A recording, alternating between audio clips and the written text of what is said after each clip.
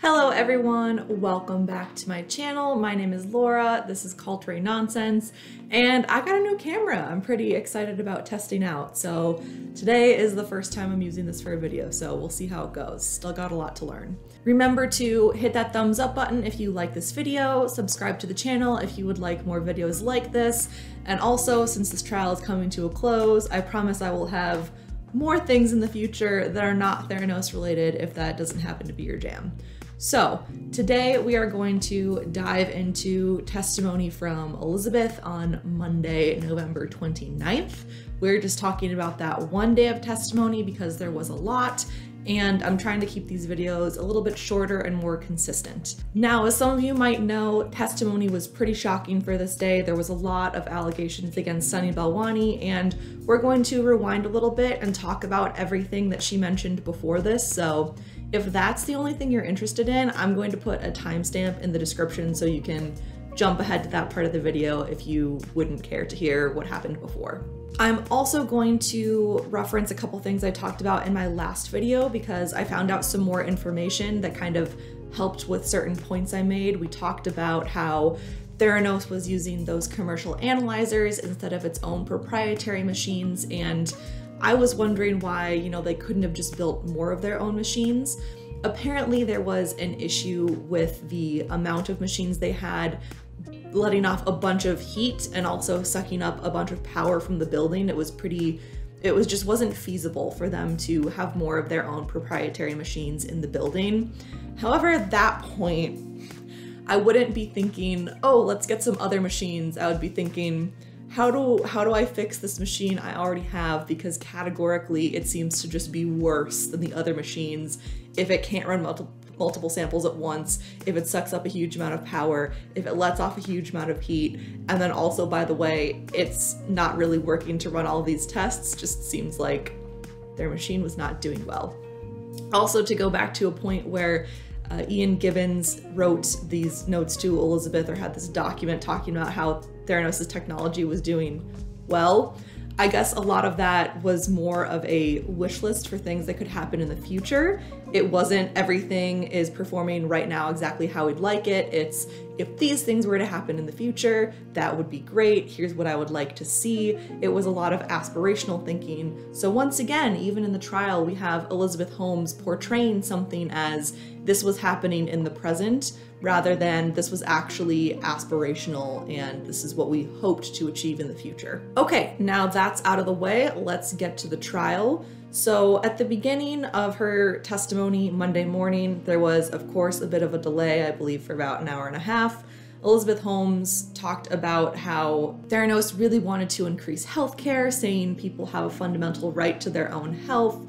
She continued saying we wanted to help people who were scared of needles, including children, elder, blah, blah, blah, blah, blah. Pretty much just the same spiel that she gave to all sorts of media outlets during her heyday. I read an article that even talks about her tone shifting and becoming more confident because she's repeating something that she rolled out for years. She talks about some positive feedback that she got from Walgreens, and she's talking about reframing Theranos' service all about being about access. Really talking about how the goal was to make it easier for people to get health information. She took kind of a similar tactic last week when she was talking about Theranos initially thought doing finger sticks was important, but really it was about the price. Really, it was about bringing this healthcare to the people.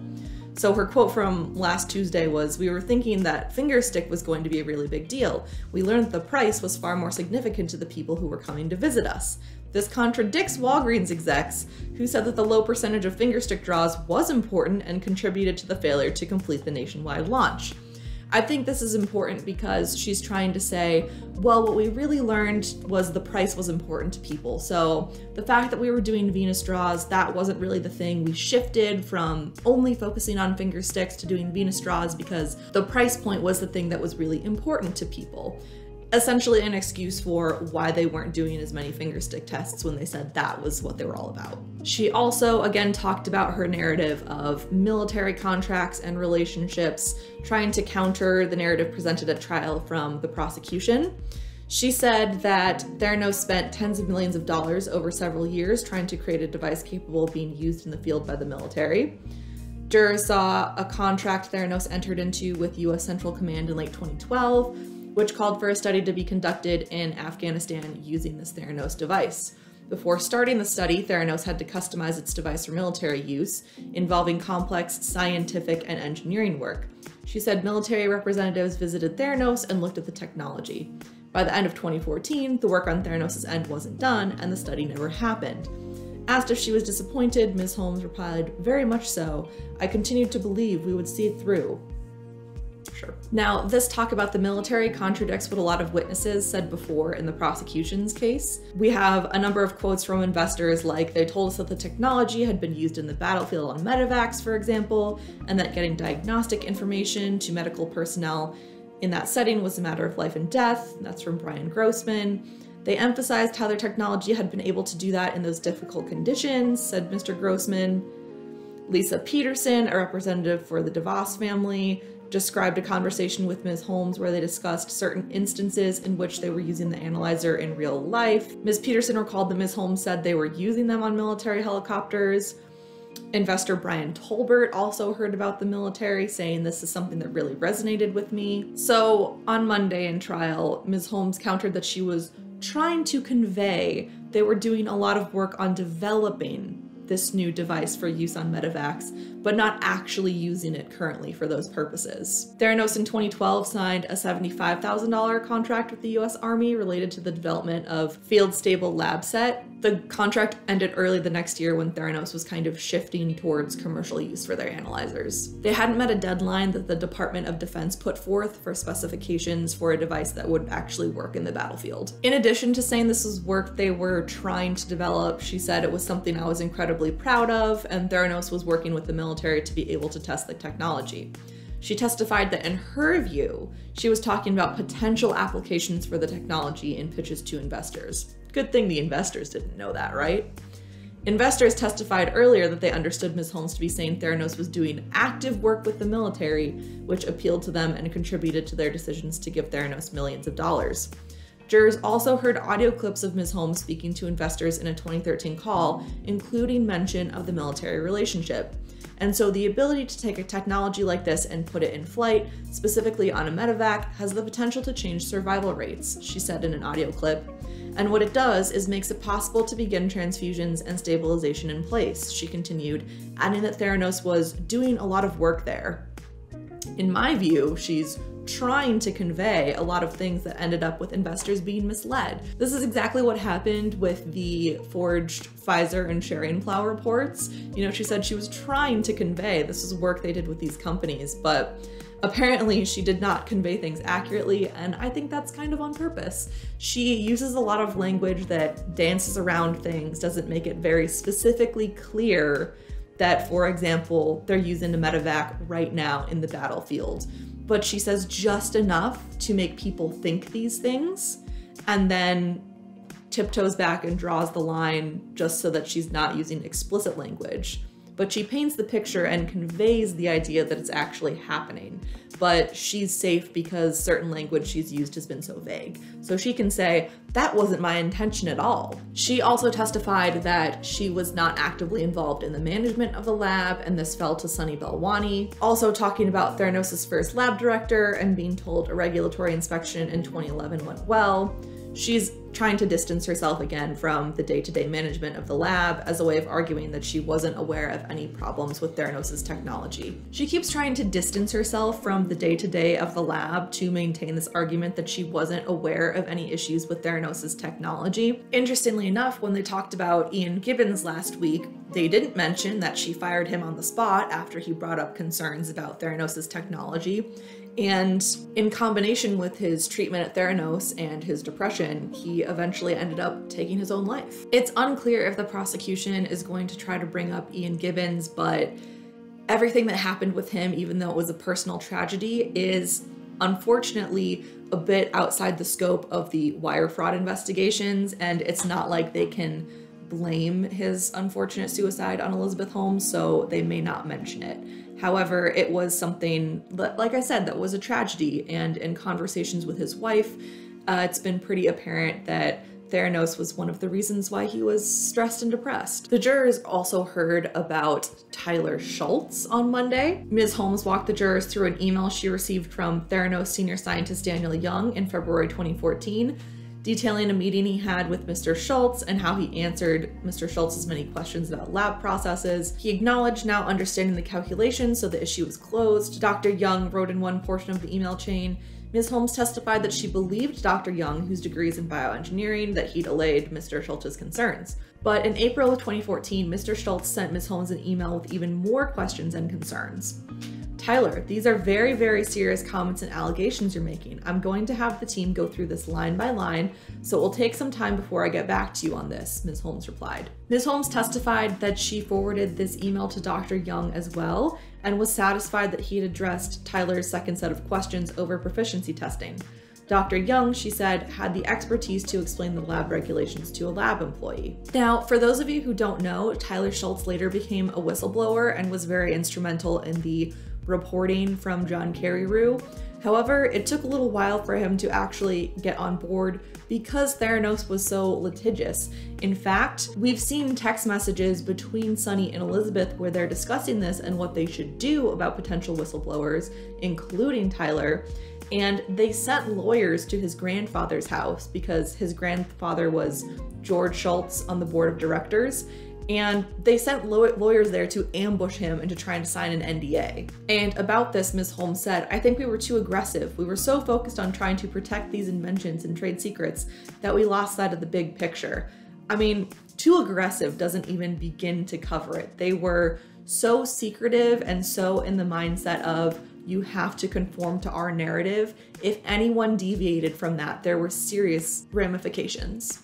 Okay, so now we are going to talk about the Sunny allegations, and just so you know, we are going to be talking about matters of abuse and sexual assault and things that are very sensitive, and this is something that's kind of hard to talk about because in my view, Elizabeth Holmes has lied and cheated and manipulated people, but she's also bringing forth serious allegations and we don't really know if they're true or not. So I'm not going to outright discredit them. However, I do not believe that if these allegations are true, they would have had bearing on her management of Theranos. So to start this all off, there were court filings made over Thanksgiving by Ms. Holmes' team that show she would like to tell jurors about Mr. Balwani's role at the company in his own voice. They'd like to introduce prior statements he made during a deposition taken by lawyers with the SEC. The excerpts she'd like to use show Mr. Balwani describing his role with Theranos' regulated lab operations, Walgreens Safeway relationships, and Theranos' financial model. Specifically about him building financial models, the defense team is trying to distance Elizabeth from these lofty financial projections and say that it was, again, Sunny who misled investors. This is one of the things that lawyers were arguing about in the morning that delayed trial. Additionally, of course, there were technology issues, and the judge made a little joke about it. He said something like, I know this will surprise and shock you. We had some mechanical issues with your screens, which has kind of been plaguing them the whole time this trial.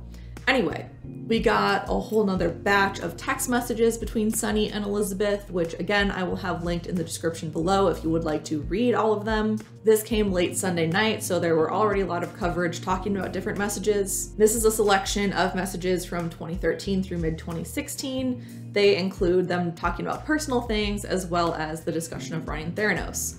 In one exchange in November 2013, Mr. Balwani told Ms. Holmes, you should make yourself comfortable with financial models. Alternatively, you can cover everything else and I can meet with him on Tuesday to answer any questions. The message, written in shorthand, urges Ms. Holmes to familiarize herself with the models used to create company financial forecasts, which were being provided at an upcoming meeting. Ms. Holmes responded, I'll get myself comfortable. In another text he sent the next day, he told her he was comfortable sending venture capital firm Draper Fisher Jurvetson projections, but not financials, indicating that he didn't want the investors to view actual cash flow. The pair also discussed financial projections sent to Sequoia, which didn't ultimately invest in Theranos. In another instance, Kevin Downey, Elizabeth Holmes' lawyer, asked, who at Theranos was principally responsible for shepherding that financial due diligence in the period before the Safeway agreement was signed? Her answer, Sunny Balwani was. So once again, we have all of this about Sunny was in charge of this, Sunny did that, Sunny knew this, I did not. Now, another thing that's interesting about these text messages that were released is that a lot of them were very romantic. There were a lot of professions of love between Elizabeth and Sunny. So I've mentioned this before, but Sunny and Elizabeth met in 2002 when she was 18 and he was 37. So there's almost a 20-year age gap between them. And I believe they started living together when she was 25. So she was 21, he was like 40 or 41. So whatever happened between them personally, this relationship definitely involved an abusive power dynamic. You know, he was much older than her. He was a millionaire at this point. She was a college dropout.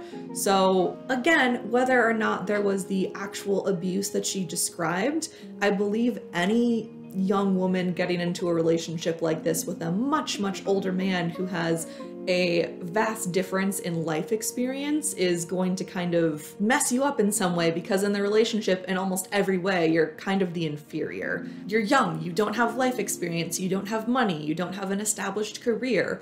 All of these things lead to an imbalance in their relationship, and I think Sunny took advantage of that in some ways. So Sunny left Theranos in 2016, and these newly released messages support that departure timeline and illuminate how their romance persisted into at least June of 2016, in spite of the company's mounting problems.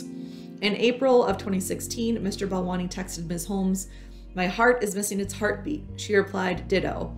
Love and prayers and all my energy for you in every breath," Mr. Balwani texted the following day. And then, "Missing you in every breath and in every cell. Ditto," she again replied. He went on to say, "You live in my eyes. I see you everywhere." A heart-eyed emoji was Ms. Holmes' response. The next day, Mr. Balwani wrote, "For me, you are manifestation of love itself." And Ms. Holmes responded with a verse from poet Maya Angelou, including, "There is no love for you like mine." In May 2016, she told him, "I adore you," and literal timeless love. In June 2016, Mr. Balwani told Ms. Holmes, "Your presence on earth is proof of God's presence." Then he gave her some advice: keep fighting. The text messages contradict testimony Ms. Holmes gave in 2017 about the relationship to the SEC. Then, Ms. Holmes asserted in sworn testimony that she and Mr. Balwani had split up prior to his departure from Theranos. "So you broke up with Mr. Balwani when he left the company?" an SEC lawyer asked Ms. Holmes in August 2017. "No, I think the personal relationship had died before that," Ms. Holmes replied. A federal prosecutor said in court Monday that Mr. Balwani and Ms. Holmes had a loving relationship until about a year before his SEC testimony in August 2017. I don't know exactly why they lied about the personal relationship ending before it did, but it just makes everything else seem a little bit more fishy. So now we get to a revelation from Elizabeth on the stand, talking about another reason why she decided to drop out of Stanford. I guess that she had a traumatic sexual assault, a rape, while she was a student, and that was one of the decisions that led her to drop out. She said she left school because of this experience and decided to pour her energy into building Theranos. "I wasn't going to class, I was questioning how I was going to be able to process that experience and what I wanted to do with my life," she said from the stand. "I decided I was going to build a life by building this company." Soon after, she formed an intimate relationship with Sunny Balwani. She met him on a trip to China when she was 18. Ms. Holmes testified that after telling Mr. Balwani about being sexually assaulted, he said that "I was safe now that I met him." And so she lived with him from 2005 until 2016. As her testimony continued, Ms. Holmes said, her voice breaking again, that Mr. Balwani would get angry with her. He would sometimes come upstairs to their bedroom and force her to have sex with him when she didn't want to. She testified that he would say in those encounters that he wanted to make sure Ms. Holmes still loved him. Mr. Balwani's lawyer has disputed any of these allegations of abuse, and I should say that all of these allegations Sunny and his lawyer have vehemently denied. I can definitely see how an experience that terrible and traumatic would lead you to drop out of school, and also how attaching yourself to a potentially safer seeming older man might make you feel more comfortable. However, based on what we know of Sunny's demeanor and treatment of employees at Theranos, I would also not be surprised if he treated Elizabeth very poorly in their personal lives. As she continued to talk about Sunny Balwani, she talked about how he tried to control her actions in personal life once they became romantically involved. He told me he didn't know what I was doing in business and that my convictions were wrong. She said Mr. Balwani told her what foods to eat to make her pure and how to have a disciplined lifestyle. He told her his tenets for leadership, including that most leaders focus on important but non-urgent things, such as a company's vision. Jurors saw handwritten notes from her and Mr. Balwani that laid out the life rules. One list included, "I do not react. I am always proactive. I know the outcome of every encounter. I do not hesitate." She said Mr. Balwani criticized her personality and would get angry at her for being mediocre, saying she was never going to be successful. He felt I came across as a little girl and needed to be more serious and pointed, she said, and not be giddy in my interactions. She said Mr. Balwani told her she had to act more like a man to succeed. This assertion that Mr. Balwani controlled Ms. Holmes through his abuse contradicts the account she gave in testimony to the SEC during interviews in summer 2017. In that sworn testimony, Ms. Holmes said, "I'm the CEO, I'm the ultimate decision maker for the company." She later explained under oath that Mr. Balwani had wanted to run the company's operations after she made him president, and I let him do that, she told SEC lawyers. Government lawyers said in a court filing late last year that Ms. Holmes had proposed a possible mental health defense during a pretrial dispute, but they didn't expect her to follow through on it. They said the chances that Ms. Holmes would pursue a defense that opened her up to being impeached by her own previous testimony is now very low. Elizabeth continued to testify that Sunny tried to take credit for Theranos' success and her skills as a leader. She said her former number 2 executive would say that he had built me into who I was. After speaking with young women at an event who said they were inspired by Ms. Holmes in May 2015, Mr. Balwani texted her, "I have molded you." She said she read that to mean that if people were inspired by her, it was because of him. The intense testimony delved into the personal and physical abuse Ms. Holmes said she endured from Mr. Balwani, including being told, "I was a monkey trying to fly a spaceship."